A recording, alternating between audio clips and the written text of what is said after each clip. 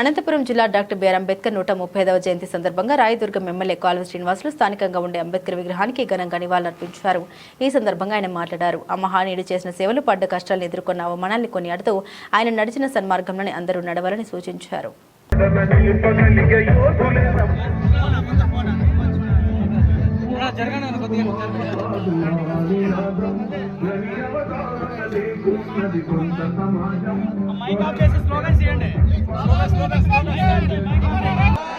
జోహార్ అంబేద్కర్, జోహార్ అంబేద్కర్, జోహార్ అంబేద్కర్, అంబేద్కర్ ఆశయాలను కొనసాగిస్తూ జన్మదినం సందర్భంగా ఈరోజు దేశవ్యాప్తంగా పెద్ద ఎత్తున ఆయన్ను స్మరించుకుంటూ కార్యక్రమాలు నిర్వహించుకుంటా ఉన్నాం.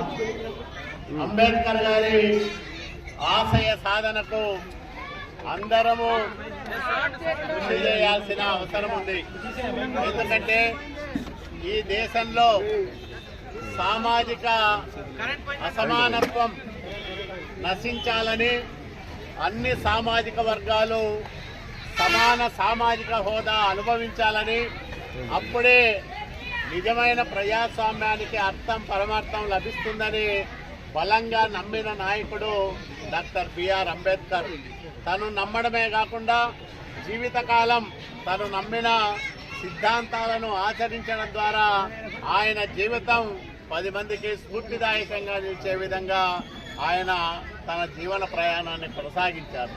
ఈరోజు రిజర్వేషన్లు ఈ భారతదేశంలో అమలవుతా ఉన్నాయన్నా, దళితులు అట్లాగే స్థానిక సంస్థల్లో బీసీలు, మహిళలు, మైనార్టీలు స్థానం పొందుతా ఉన్నారన్న దానికి మూల కారకుడు డాక్టర్ బిఆర్ అంబేద్కర్.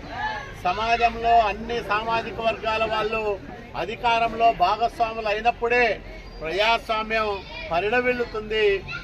దానికోసం ఈ రాష్ట్రంలో నారా చంద్రబాబు నాయుడు గారి నాయకత్వంలో కూటమి ప్రభుత్వం, అట్లాగే ప్రధానమంత్రి నరేంద్ర మోడీ గారి నాయకత్వంలో ఎన్డీఏ కూటమి ప్రభుత్వం దేశంలో అంబేద్కర్ ఆశయాల సాధన దిశగా తన అనేక కార్యక్రమాలను అమలు చేస్తూ ఉంది. వాటన్నిటిని సద్వినియోగం చేసుకొని సమాజంలో ఈ సామాజిక ఆర్థిక అంతరాలు తొలగించే క్రమంలో మనమందరం కూడా అంబేద్కర్ ఆశయాల సాధకులుగా కృషి చేయాలని మీ అందరికీ మనవి చేసుకుంటూ మీ అందరి దగ్గర కూడా సెలవు తీసుకుంటున్నా. జై భీమ్, జై భీమ్, జై భీమ్, జై భీమ్, జై భీమ్.